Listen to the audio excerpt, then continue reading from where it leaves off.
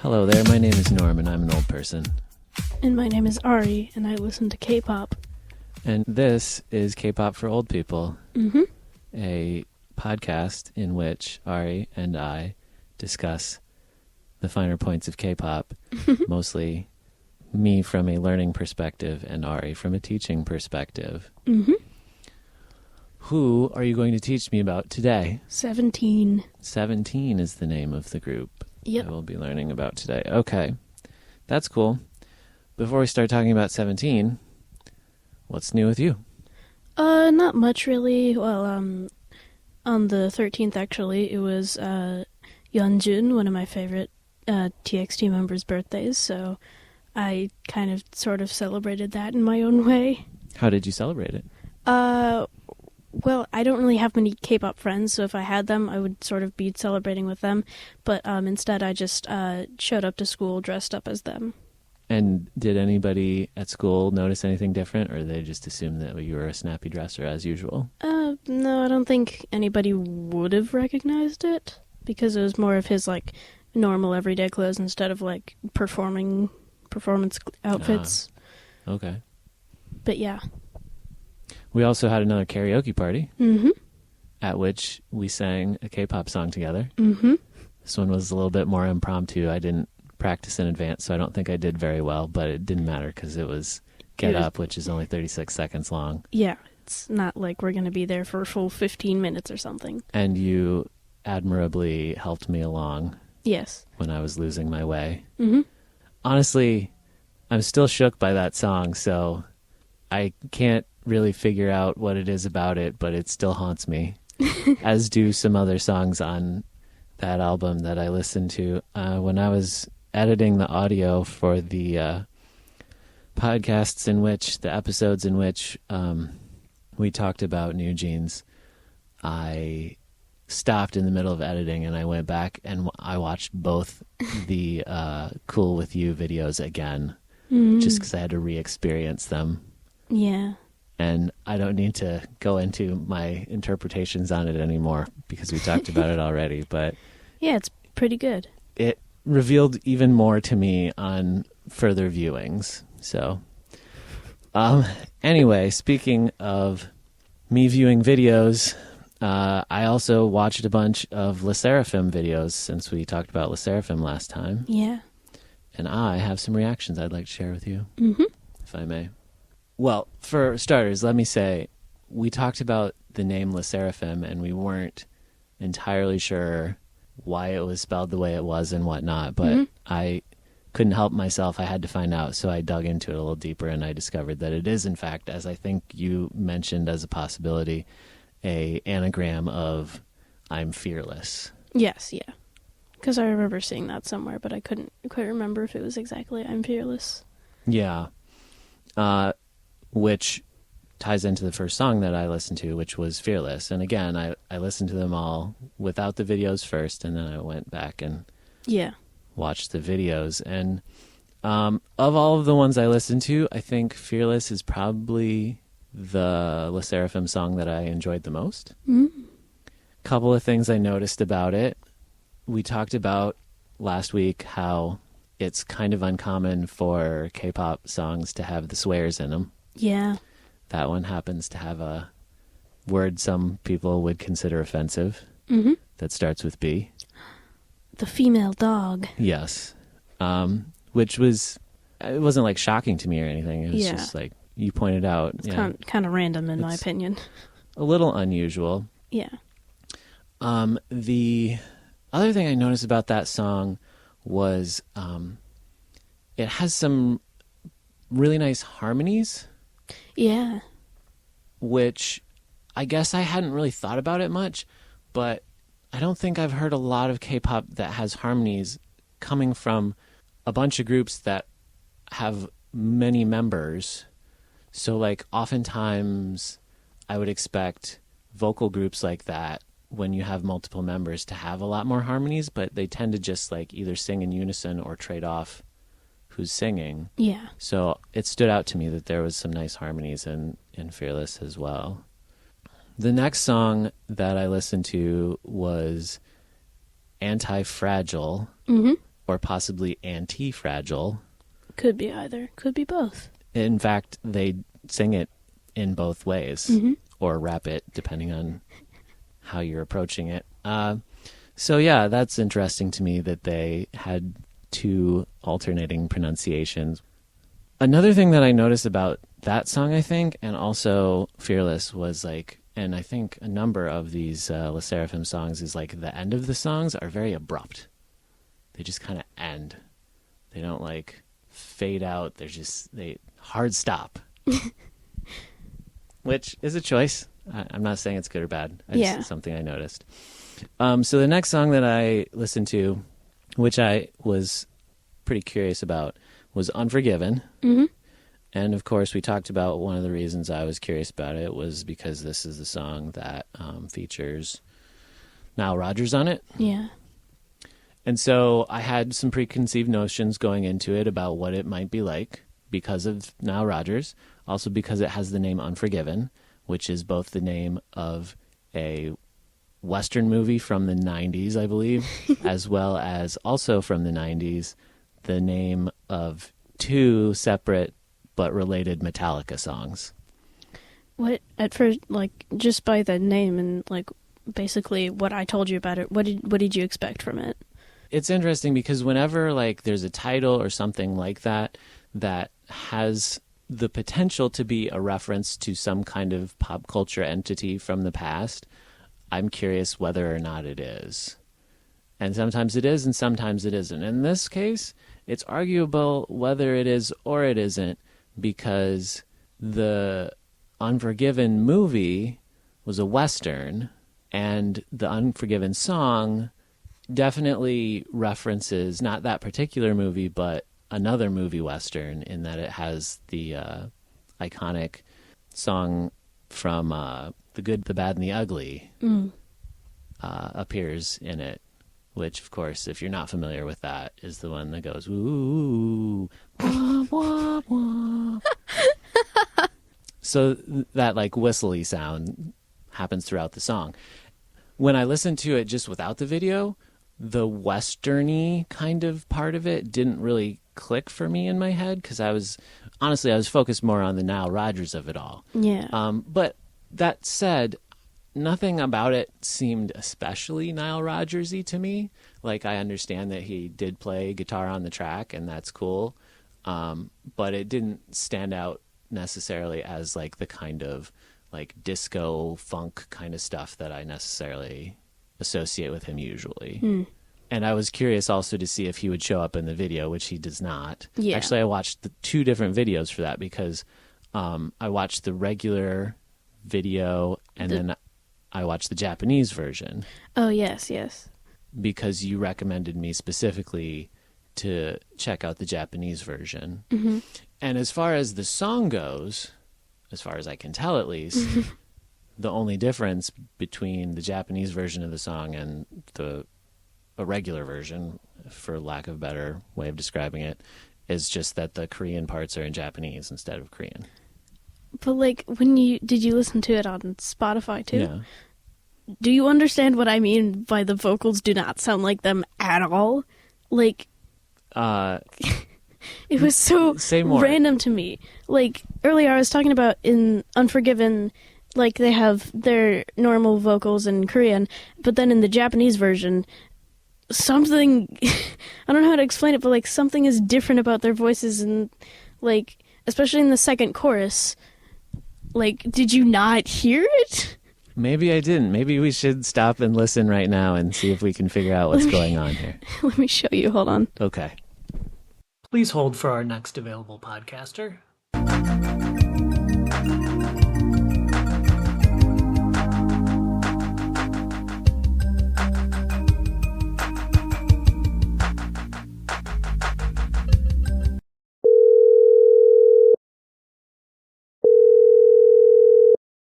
And we're back. Like, you hear it now? Okay, we have to back up and talk about what just happened. Okay, so for the listeners at home, what just happened was because there was some confusion between the two of us over the differences between the regular version and the Japanese version. We stopped. We listened to the choruses of both of those songs. Specifically the second chorus. The second chorus. The pre-chorus of the second chorus. And Ari felt very strongly, I could tell. I don't know how to explain it. It's just, like, so random and bizarre to me. Like, like, kind of in the way with you trying to explain Get Up and stuff like that. Okay. So I admit that when I first listened to them back to back, I did not notice that difference. Now that you played those chunks for me, I did hear a difference, but again, for me, if I was describing what I thought the difference was, I would say it's just a different person singing that part of the chorus. And, like, the thing was, I know how to read Korean. I don't know how to read Japanese. And there's, like, you know, on Spotify when it shows, like, you know, the artist and then they put a comma and there's, like, another artist there. Yeah. If you click on the other artist on there, it sends you back to SSERAFIM. And so I'm struggling to figure out if that's a completely different person that they had featured on the song. Okay. Because that voice, like, happens, like, at least twice in the song. And, like, the pre-chorus version is, like, Kazuha or Chaewon, one of them in either one or both of their lines. Because, like, that voice kind of sounds Chaewon-y to me. Okay. But, like, it also sometimes happens in Kazuha's lines. And I've heard Kazuha's Japanese singing voice because it sounds normal in some of her other lines. And so it's freaking me out why that sounds different than the rest of it. So, because I can't tell if it's just like one of them has a really like epic sounding Japanese accent and they're mixing up the lines with each other, or it's somebody completely different. Yeah, I obviously don't know the answer either. And even like from my perspective, clearly you're someone who's a big enough SSERAFIM fan and has listened to that song enough times, or to all of their songs, I guess, enough times, that you can tell whose voice is whose, and I just can't do that yet. So what I'm hearing you say, I think, is you feel like that voice is not the voice necessarily of any of the regular members of SSERAFIM? Because if you listen to the full song, you can hear, or like, if you're like me and you know whose voice is whose, you can like hear that their voices are like, you know, normal, except for the fact that instead of in Korean, it's Japanese. But then that voice sound happens, and I'm trying to piece together who that is. Because, like, you can hear the others' voices, like, normally in, like, the rest of the song, but then in some specifically random spots, it's that, and I feel like I'm going crazy because I can't figure out why that's happening. Well, I don't want to cast any aspersions on anyone or start any conspiracy theories, but one thing that comes to mind as a possibility is maybe somebody didn't have a very good Japanese singing voice, like they couldn't nail the accent or whatever, and so they just had somebody else fill in.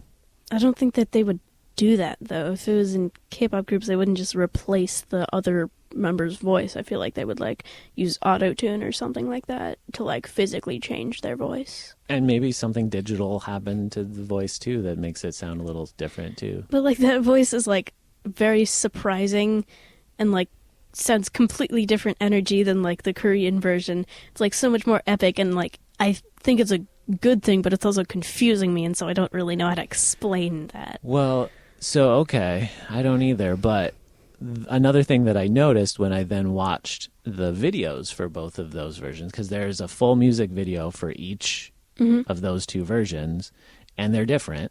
Yeah. Like, they're both, I guess, conceptually similar. They have many of the same locations or visual themes going on, except they're completely different in a shot-for-shot sense, right? Yeah. Like, the things that you're seeing, some of the things look familiar from video to video, but overall, it's a completely different piece of film, I guess you could say.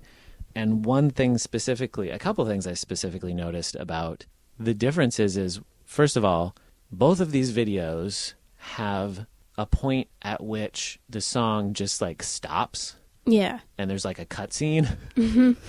where the song is not happening, there's visual things happening within the video, and then the song resumes. And those both happen, but they happen at different points in the song for each video, which I thought was interesting. And also just like the overarching sort of narrative arc of both of them is different in that the regular Korean version seems to, like I was saying, have sort of a Western movie kind of vibe. Like there's horses going on, there's cowboy hats going on. Yeah.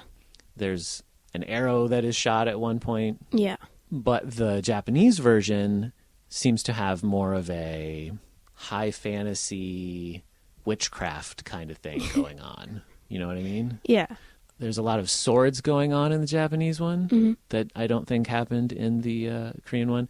And then... Well, I'm pretty sure there was like at least one sword in the Korean version. Yeah, you're probably right, but it was not as big of a focus as it was in the Japanese version. And there were even shots in the Japanese version that reminded me of the 90s movie The Craft, which was about a bunch of teenage witches. Anyway, I just thought that was unusual. Yeah. So I did listen to a couple of more SSERAFIM songs that I want to comment on. One that I listened to was Eve Psyche and the Bluebeard's Wife. I believe it's Psych and not Psyche. You may be right. The reason that I pronounced it that way is because I was thinking that was the way that the name of the mythological character is pronounced, but you're probably actually right. I'm probably pronouncing it incorrectly. And there's a couple of reasons that I wanted to listen to that one. You did mention it when we talked last time, but also, how can you not want to listen to a song with a title like that? Yeah, it's a pretty epic title. It is a pretty epic title, and I was curious about it for that reason. I didn't put together like the commonality within that title until I had kind of like listened to the song. And also I wasn't entirely familiar with the story of Bluebeard, so I didn't recognize the Bluebeard's wife part of it until I dug in a little deeper there. Does that title mean anything to you specifically? Not that I know of. Okay. I only really know the Eve part about that, but then again, I don't really know much about that because I'm an atheist. Fair enough. It's like more of a Christian-y thing. Sure, all your Judeo-Christian tradition, that's a part of the mythology for anyway. And obviously the concept or whatever you want to call it for SSERAFIM is like the girl crush stuff that we talked about, or like, you know, sort of a feminist take on most of their songs. Seems like, you know, projecting female strength, you know, fearless, anti-fragile, etc. So what finally occurred to me, and I assume this is what they're going for, is that all three of those characters are characters from stories in which basically women get blamed for being the downfall of men. So I think what they're doing is like trying to defend these female characters who have been unjustly maligned. But when I watched the video, what I noticed, and I don't know, maybe you can fill some of this in for me because I'm unsure. So the video starts with a bunch of people roller skating. Yeah. And then an arrow flies in and sticks into the ground. And having just watched the Unforgiven video where she shoots an arrow, it made me think, is this intended to be the arrow from that other video flying into this video? From what I can remember from the top of my head, the arrow that she shoots like goes flying all over the place, and then I believe it goes into the wing of Kazuha, I believe. Oh, right, because there's that sequence where she rips off her wing and it makes a really weird squelch noise. Yeah, that's right. But I also don't recall then, after the arrow situation at the beginning of the video, basically the roller skaters are gone. I don't think they ever come back. And I was wondering, could the roller skaters be a reference to some other SSERAFIM thing that I'm not familiar with? No, not that you know of? No. It was just weird to me that there were roller skaters and then there weren't anymore. Yeah. And then it goes into some crazy choreography. Like intense choreography Yeah. at the start of that song, which is awesome. It's cool to watch. I'm pretty sure I've seen even more crazy choreography. Oh, it doesn't. I don't doubt that. Also, I can't not think about the wing that Kazuha ripped off, because did it start like squirting clear liquid? Wouldn't it be like blood or something because you ripped off a part of your body? Because people bleed, or does she not bleed? Does she bleed water? Is it holy water? Because she's an angel? Yeah, to be fair, people don't have wings, so I don't know if that there's precedent for it, but one would assume, yeah, blood probably. Anyway, and then the last song that I listened to, not technically a SSERAFIM song, I listened to I Does Not Equal Doll. Yes. I don't know how you're actually supposed to pronounce that. I believe it is I Does Not Equal Doll. Okay. Because it's like idol, but it's not, I'm not your doll. Right. Like, the message of the song is clear, and I think it's a good message. In fact, while I was listening to it and watching the video, and the video is all animated. Yeah. And I think I actually read that the animation was done by, I can't think of her name. Yeonjun. Yeah. She did the animation herself. Yeah, I've heard that too. Which is cool. It's a good video, and like the message of like, I'm not here just to be gazed upon by you or be told what to do by you. Yeah. Because you think that you can control me or whatever. Mm-hmm. But it also made me think, like, and I don't want to get into like any sort of criticism of anyone regarding their bodies, but I think that is relevant to the topic of that song, right? She talks about how, people criticize her for gaining weight or whatever, but I also admit that while I was watching all of these earlier SSERAFIM videos, and watching these women who are clearly very talented and conventionally attractive, one thing that occurred to me multiple times was like, those girls are really thin. Yeah. Like, because they're kind of pressured to be like that. Right.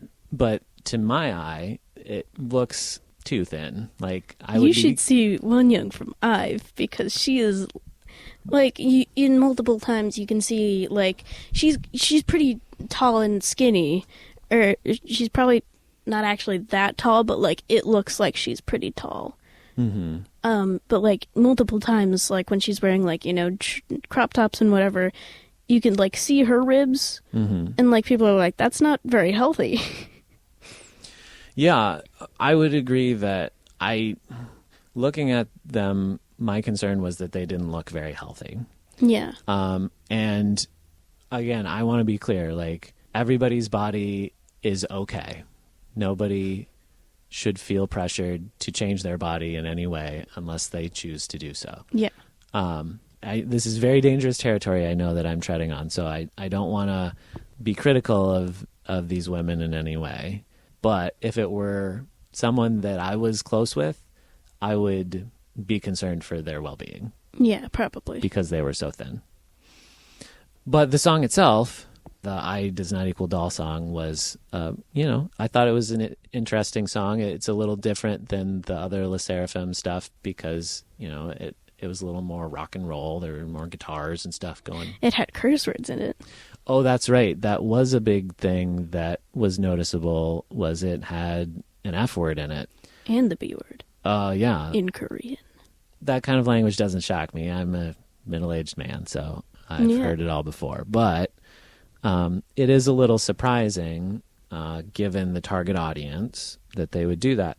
Now, I will say this also. I've traveled a bit in my time, and I've never been to Asia, but when I've been, say, in Europe, in countries that do not speak English as their primary language, I've just, listened to the radio while riding in a car, and I have noticed that sometimes, because of the fact that, I don't know if just like cultural standards are different, or because they don't expect people to care about English lyrics as much because it's not the native language of the place. I heard some songs on the radio in Europe that you would not hear played on the radio here in the United States. I mean, yeah, it's also probably because at least some, if not most of them, don't speak English very fluently. Yeah.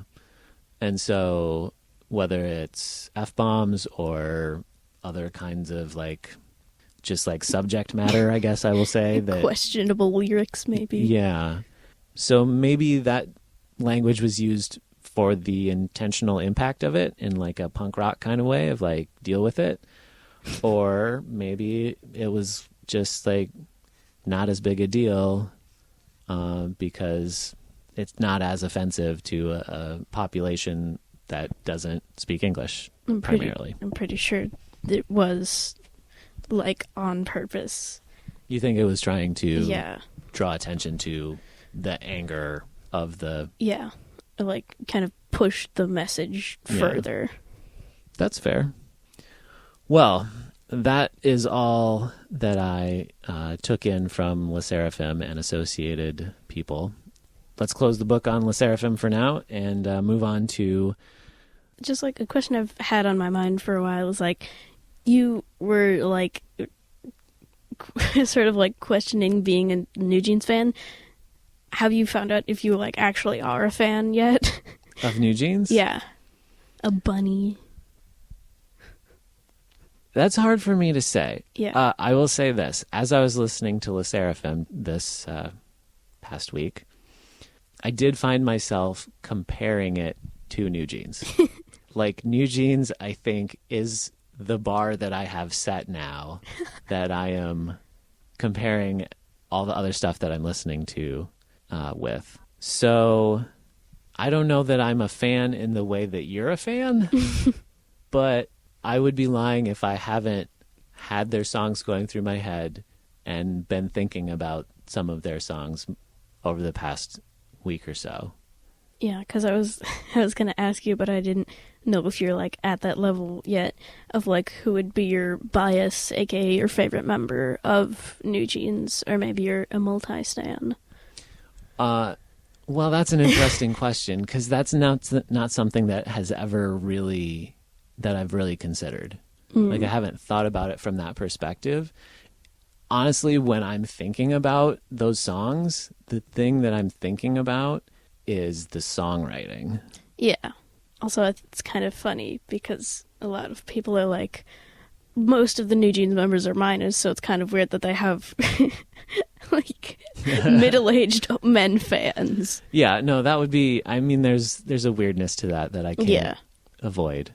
But also, like... You're more of like, their fan because of their music and not really because of the group themselves. In the same way that I'm a fan of any musical group, like I might be curious about the musicians that made it, the songwriters, the performers, etc. But really what I'm into is just the songs themselves. Yeah. So, but that's a fair question, and I think it's going to continue to evolve over time. I have thought about putting on that album again just to listen to. Huh. But I haven't.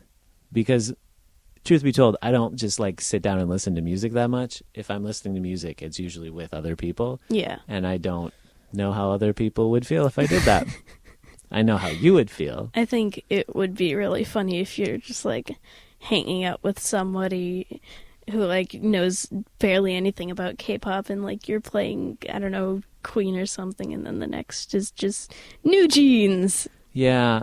Also, though, those songs in particular that I'm into have a real mood.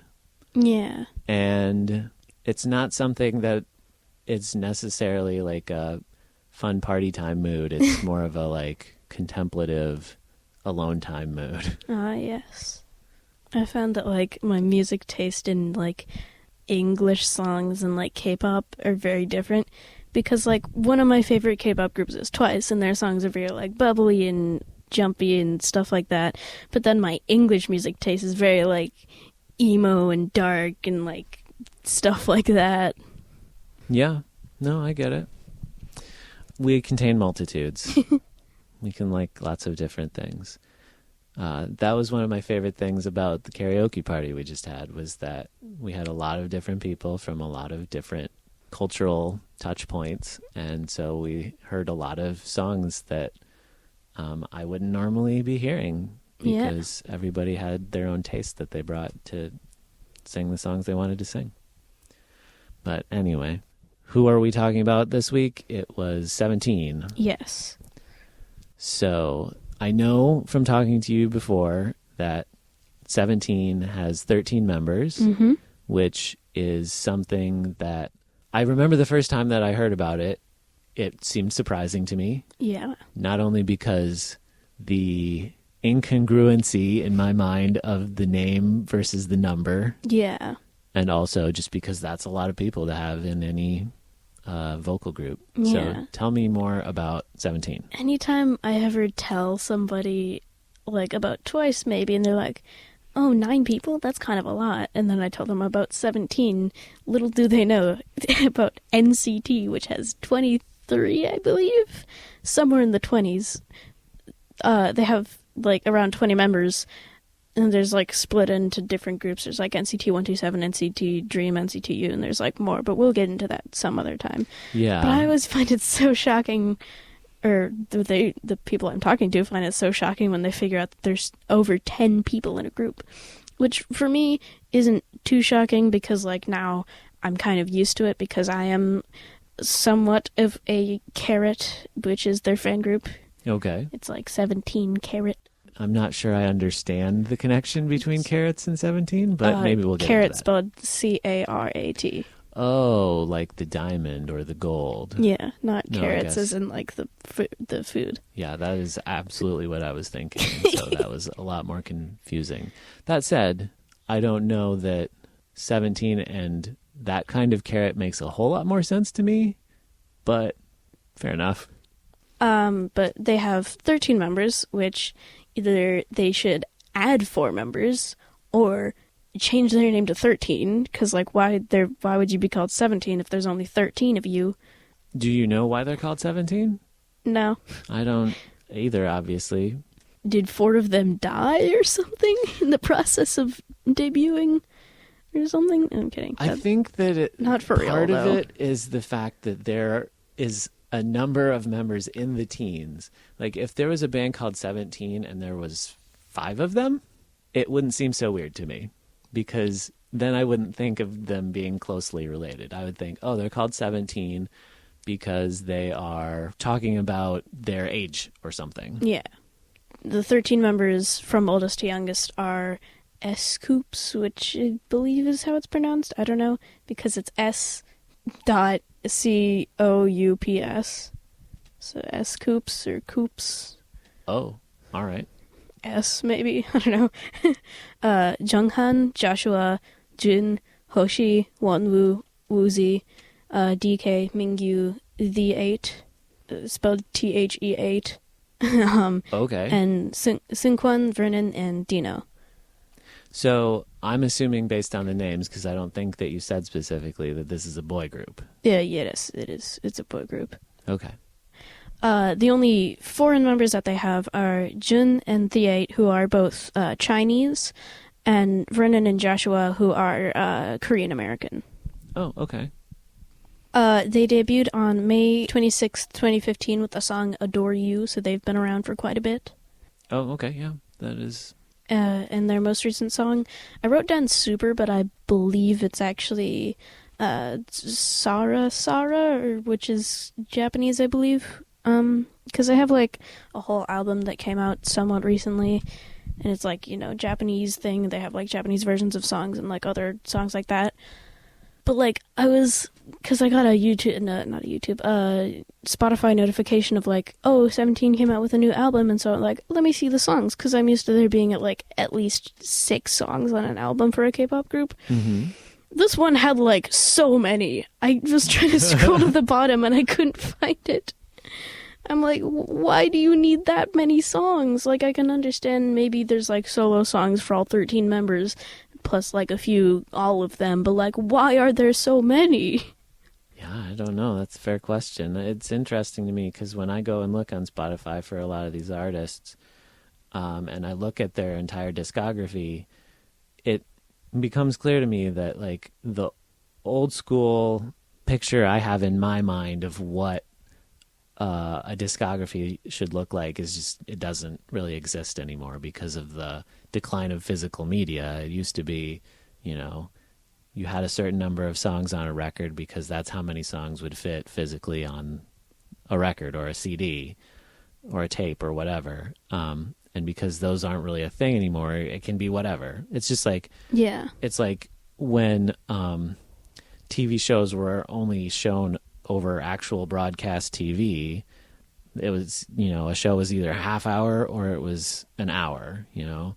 And now that there's a streaming model where it doesn't have to fit into a particular time schedule, an episode of a TV show could vary from like, you know, 20 minutes to like 45 minutes to over an hour or whatever. It's like just whatever the storytelling means. I think it's a similar thing with how music gets released now. Like you don't have to wait for a whole album to release it all at once. You could release singles, which honestly is, I think, a little bit more like it used to be in the pre LP days, the pre 33 1/3 record days, when a lot of music was released on singles.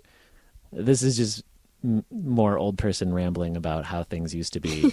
But yeah, like we were talking about New Jeans, and if I recall correctly, they have like 2 EPs. Yeah. And not like a full-length album. Yeah. Which is weird to me. Like, I've certainly known bands to release EPs from time to time, but, you know, I think if it were in a time when physical media was the important method of releasing music, like, they probably would have approached it differently, I guess. Yeah. More about 17, though, is their company is Hybe Labels under Pledis Entertainment, I believe it's pronounced.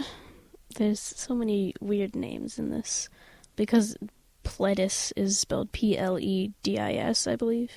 Oh, okay. I don't think I've ever heard that word before. But yeah, and I already mentioned that their fan group is called Carrot.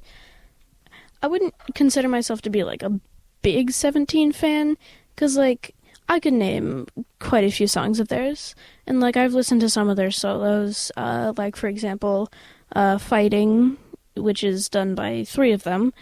The 3 of them are called BSS, I believe, in English, I guess, because there's also, like, the Korean translation, but BSS is kind of like the shortened and also more English version of their name.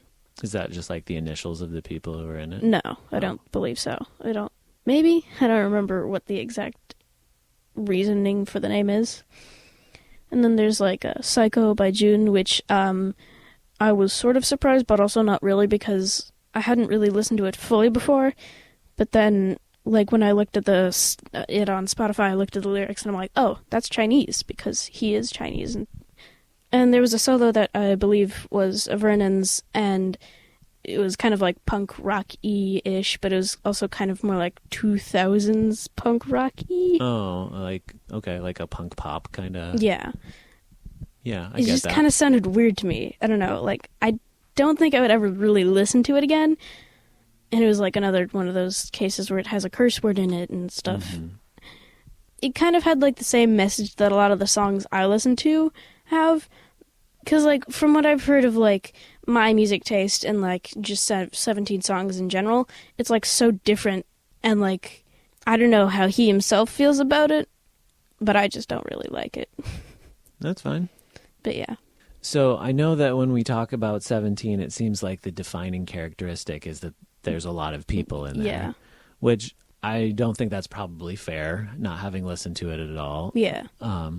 Is there something definable that you feel about their sound that sets them apart, or what is it about 17 that stands out to you? Well, I think that they are sort of another one of those, like, more silly groups than they are, like, professional. Because there are, like, groups that are, like, mostly just professional, and they, like, don't want to show any, like, goofy stuff or whatever, and they just want to get straight to business. Mm-hmm. But, like, 17 has a lot of, like, they have, like, this variety show, I believe. And, like, a lot of groups have that. I think their variety show thing is called Going 17, but like Twice has Time to Twice or TTT, but also apparently people call Going 17 TTT also. And then TXT's is, I believe, To Do with Tomorrow by Together or something, so there's like 4 T's in there. Okay. No, there's only 3. Where did I get the 4th T from? This is something that There's so many T's.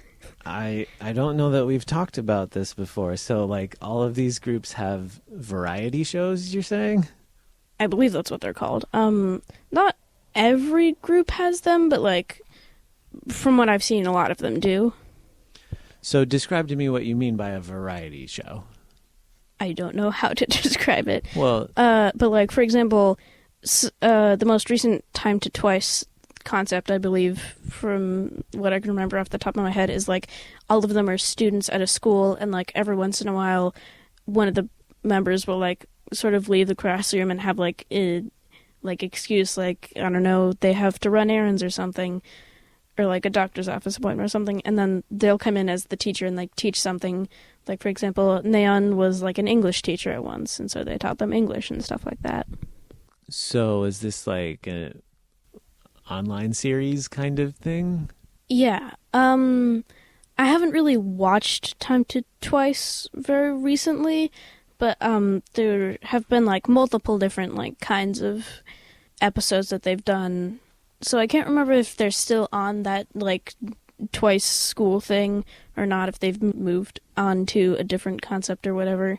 So this is just like, as with a lot of the stuff that we've talked about, they're just creating content for online consumption, because that's the world we live in. You've got to keep creating content for online consumption, like, you know, make a podcast for people to listen to every week. But another one that I've heard from Time to Twice is like they compete in these little games to like earn money to buy food from the snack bar, which is like all mostly traditional Korean foods, like those fish cake things on a skewer.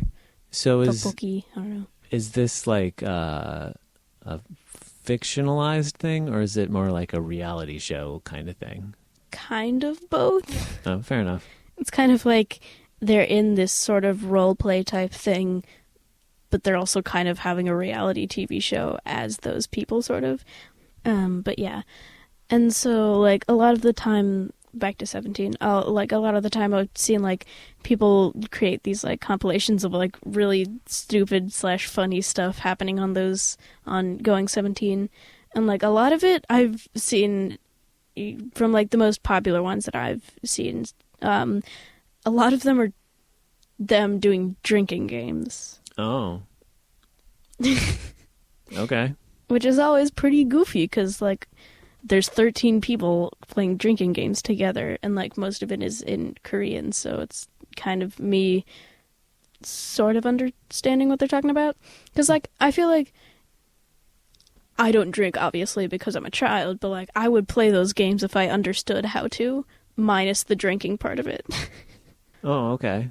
Because it's, like, sort of a trivia thing, and if you mess up, or, like, a trivia pattern thing where you have to, like, focus on stuff that's happening, and if you mess up, you have to, like, drink. Right.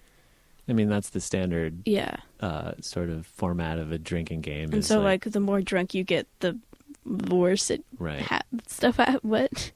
No, yeah, that's it. That's how it's supposed to go. I also don't drink, even though I am legally allowed to. But that's the concept of a drinking game, is basically you fail at some task and then that forces you to drink, which then makes you progressively worse at that task. Yeah. It doesn't make a lot of sense. Yeah. It's probably not a good idea in most cases. So I know that I'm going to continue to have to come to terms with this, but 13 is a lot of people to get a part to sing within the length of a pop song. Yeah. I think they pull it off pretty nicely, although some of them I've, like, heard barely anything from, and then some of them I've heard, like, quite a bit from, which that happens quite a lot in K-pop, where, like, one person gets, like, a lot of lines and one of them just kind of gets a few. Like, for example, in Kepler, Hyun and Kai's sister, Bahie, like, gets very few lines, and people have been talking about this, but the company hasn't done anything to change that, from what I've seen. I would think that it would be hard to stand out if you were in a group with that many people, like, because you kind of want to have your own distinct personality shine through, and with that many different people, it would be hard, I think, to distinguish yourself in some way. Well, I think they do that pretty well, because I'm not very experienced in, like, the way where I'd be able to, like, name everybody just by, like, I don't know, just by their eyes. I'm not at that level yet, but, like, I could probably, with, like, a second or two of processing their face, I could figure out which one is which. And also there's, like, 13 of them, so it's kind of hard to remember who's who and stuff like that, especially when they're, like, dyeing their hair and, like, all this other stuff all at once. Yeah. Do they have a particular concept? Not that I can remember. Okay. But yeah, their songs have, like, kind of changed concept a lot, because, like, you know, in their earlier years, I guess, with, like, the song Very Nice, or the real name is actually Aju Nice, which Aju is very in Korean. Okay. So yeah, it's mostly about, like, you know, kind of more I love you woman or something. Oh, okay. And, like, you know, in the song Left and Right, it's like, I don't actually really know how to explain it, but it's not like the others, I guess. And then there's, like, you know, Rock With You, which is, like, less of the I love you woman and more of, like, I like you woman, come hang out with us, I guess. But I also do love you. But not, like, in the same way as Very Nice. Yeah. Okay. I get that. It does seem like, generally speaking, and again, and I'm very new to all of this, but it seems like most of the boy groups sing songs about girls. Yeah, I guess. And most of the girl groups either sing songs about boys or girl crush. how great girls are and tough and I feel like a lot, like, the majority of songs are somewhat about love, like either heartbreak or just, like, falling in love or, like, stuff like that. Yeah, and I'm not criticizing it for that being the topic, because that's the topic of most songs ever. Yeah.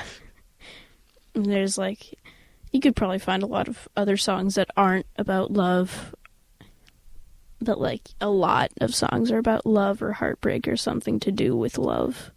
Yeah, and I guess I'm also coming from a perspective where a lot of the songs that I have listened to historically are from a particular songwriter's point of view, an individual's point of view, rather than a group of individuals. Like, we've talked about how it's kind of weird that sometimes it seems like all of the people in the group are singing about being in love with, like, the same person. Yeah, I've always thought that was kind of weird, because, like, for example, in the music video, Very Nice, they're all going to this one girl, and also she's, like, making their hearts explode, literally.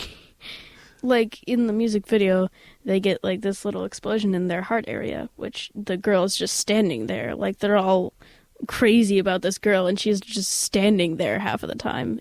Well, like, in the scenes that she's actually in there, because a lot of them is just, like, either them dancing or just the specific people singing. But, like, any time that she's there, she's either, like, sitting down or just standing there. It's confusing. And then at the end, they're, like, running through this, like, big parking lot warehouse looking thing to the other side, to this one girl who's just standing there. And honestly, if I was her, I would be running away, because 13 men I barely know are running at me. Yeah, that's fair. While singing about how they love me so much. Yeah, nobody said it had to make sense. Yeah. As long as it's got a good beat and you can dance to it or whatever. Yeah. And also, like, in that era of, like, Very Nice, Junghan or Joshua or both had, like, this, long hair, like long for generic boy hair. Mm-hmm. And it was like, it was just kind of weird because they had like this, like, I've seen other male K-pop idols with like long hair, like for example Felix and Thunderous from Stray Kids had like sort of long hair, and I think that looked fine, but like in the way that it was styled at that time didn't look good because they had this like long black hair. I believe it was Joshua, maybe one of them had like long black hair with like this big black hat, sun hats maybe it's called, I don't know. Okay. One of those ones with like the long brims. Long-brimmed hat, yeah. And it looked weird. Yeah, I think that when you're in a position where you have to be aggressively fashionable, I guess I will say, sometimes you're going to make choices that go over the line for some people. Yeah. And again, like with 13 people in a group, I know I keep coming back to this, but when I'm watching a video for any of the groups that I've watched recently where there's, 4, 5, 6, whatever people in there, because they're all similar body types, similar heights, they're all dancing choreography that's pretty much uniform. The way that it seems like they try to distinguish themselves is through the fashion, right? Yeah. It's their hairstyle or it's what they're wearing, like the usually wearing clothes that are in the same sort of style in terms of like color or whatever, but they're all wearing something that distinguishes them individually. And it would be hard I'm sure there's like people at the company who are in charge of styling them and picking out what they wear and all that stuff, but to find 13 unique fashion styles to make someone look distinct in a video could be a challenge as well. Yeah. And like when you're talking about like, dressing the people in like K-pop groups and you using the describing word aggressively fashionable, it makes me think of Red Velvet's, I believe it was called Zimzalabim, maybe. I don't know. Their outfits are just so angering to me as like a person who like is very fashionable in my opinion. They're like all these random colors and like weird clothes that are all mashed together, and it makes me angry because it doesn't really look good. Because it doesn't like sure it might fit the concept, but I don't think it looks good. Like you can fit the concept while still making it look good. Because like their thing was I'm guessing the concept of their clothes and that thing was supposed to be like all colorful and stuff, but you didn't have to make it that way. You could have made it like good colorful and like the way that all the colors match for their outfits and stuff, and not the most random textures and colors of clothes and styles and stuff. Yeah, I understand where you're coming from. Like everybody likes what they like, but seeing the way that you choose to dress most days, I can tell that you have a certain sense of fashion that includes a desire for, well, certainly not randomness. Yeah. Something that's deliberate and chosen. Yeah, because I like basing my outfits on like songs I like or like specific things, because that gives me like an idea of like what I can base this off. Like for example, the outfit that I wore for our karaoke party was I'm pretty sure I've done this before, but I'm pretty sure I went like to the other level this time, was Devil by the Window, which in their outfit by TXT, in their outfits in the performance video, because I don't think they have a music video for that, they're like mostly black and white, but I thought, how about I spice it up a little bit and add a bit of red? So I had like these super cool edgy red pants. Yeah, you look nice.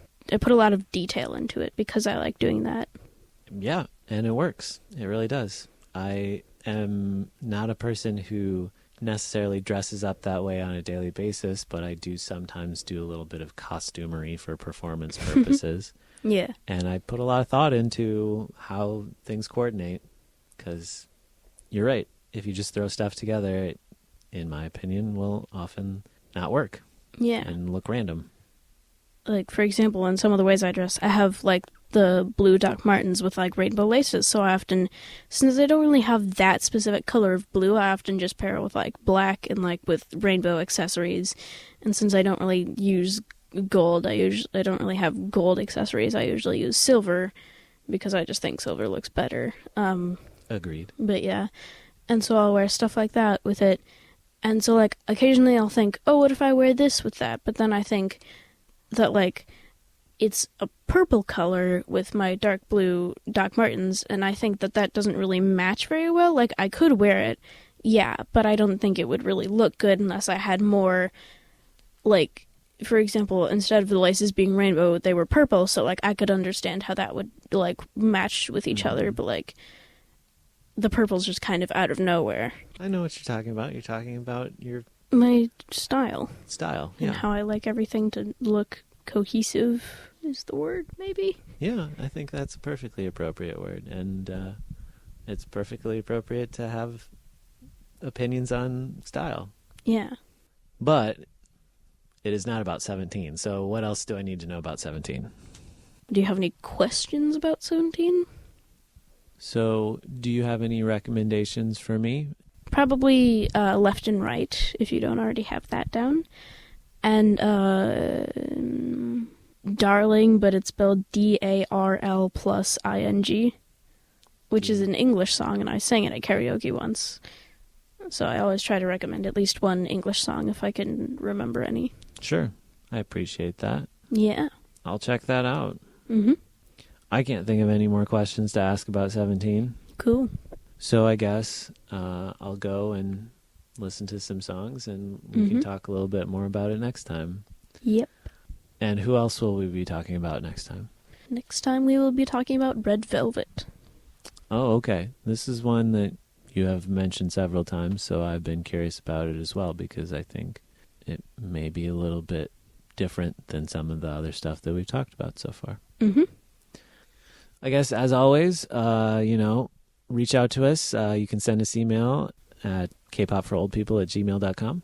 Mm-hmm. Or you could go on our YouTube and give us a comment. Absolutely. However you want to communicate with us, we're eager to hear your thoughts. Mm-hmm. If you have any questions, etc. But until next time, thanks for listening, and talk to you next week. Annyeong.